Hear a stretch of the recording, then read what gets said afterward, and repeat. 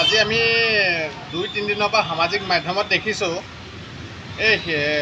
আমাৰ অসমৰ এই শিৱসাগৰত এটা বাংলাদেশী দালাল বাংলাদেশী ৰক্ষক এটা ওলাইছে। এই বাংলাদেশী ৰক্ষা কৰি হেনো খিলঞ্জীয়াক দাবী ধমকি দিয়ে। সি এটা গুণ্ডা বাংলাদেশী ভেৰণীয়া গুণ্ডা যেন অনুভৱ হৈছে। সি কৈছে হেনো বাংলাদেশী হ'লেও কোনো এটা আঙুলি তোৱাই কথা ক'ব নোৱাৰিব। এই জাতিদ্ৰোহী যিটো বদন ওলাইছে, সেই বাংলাদেশীক ৰক্ষা কৰিবলৈ ক'ত অধিকাৰ পালে? আজি অসম চৰকাৰখন থাকোঁতে এই বদনটোক চৰকাৰে চোঁচৰাই নি জেলত ভৰাই দিয়া নাই কেলৈ? আমি মুখ্যমন্ত্ৰী ডাঙৰীয়ালে আমি অসমীয়া যুৱ মঞ্চৰ তৰফৰ পৰা এটা প্ৰশ্ন কৰিছোঁ। এই বদনটোক চোঁচৰাই নি জেলত ভৰাই দিব লাগিছিলে।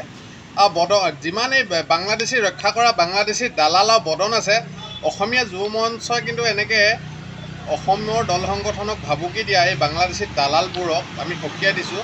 আপোনালোকে যদি এনেকৈ অসমীয়া দল সংগঠনৰ নেতৃত্বসকলক ভাবুকি দিয়ে বা মাৰিবলৈ খেদি আহে, আমি কিন্তু ক্ষান্ত হৈ নাথাকোঁ। আমি কিন্তু এনেকৈ নপুংসক কাপুৰুষ নহয়।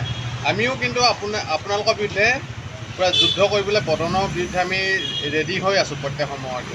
আৰু বদন বাহিনীক আমি কৈছোঁ, তহঁতি কোনোবা এটা স্থান দে, আমি মুখামুখি লাগোঁগৈ।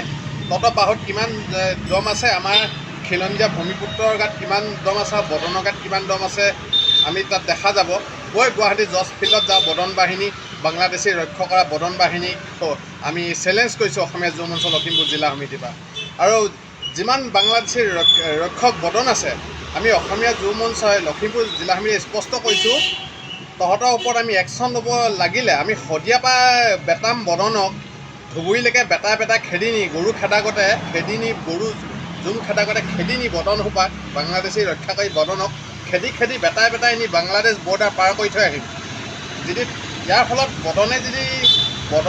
চৰকাৰে যদি বদনৰ ওপৰত একশ্যন নলয় বাংলাদেশী ৰক্ষা কৰা, কিন্তু আমি অসমীয়া যুৱ মঞ্চই বদনক কাণত ধৰাই আঁঠু কঢ়াই বেটাই সীমা পাৰ কৰি দিম বুলি আমি ৱাৰ্ণিং দিছোঁ। আৰু বদনে এনেকুৱা যিকোনো টুলুঙা মন্তব্য কৰা আৰু অসমীয়া নেতা, অসমীয়া জাতীয় সংগঠনৰ নেতা বা অসমীয়া মানুহক ভাবুকি দিয়াৰ পৰা অতি সোনকালে আঁতৰি নহ'লে কিন্তু বদনৰ অৱস্থা এনেকুৱা কৰি দিম, তহঁতি গাঁতত লুকায়ো তৰণি নাপাবি। একেবাৰে চোঁচৰাই নি গছৰ ওপৰত বান্ধি থৈ দিম ওলোটাকৈ। জানা নহয় আমাৰ আহোম ৰজাসকলে কেনেকৈ দেশদ্ৰোহী বদনক শাস্তি দিছিলে, সেইটো শাস্তি হ'ব এই বদনৰ বিৰুদ্ধে। নচচা হ'লত দিয়া হ'ব তহঁতক। কিন্তু চৰকাৰে একো নকৰিলে বদনক অসমীয়া যুৱ মঞ্চই তহঁতৰ ওপৰত একশ্যন ল'ব। ধন্যবাদ। জয় অসম।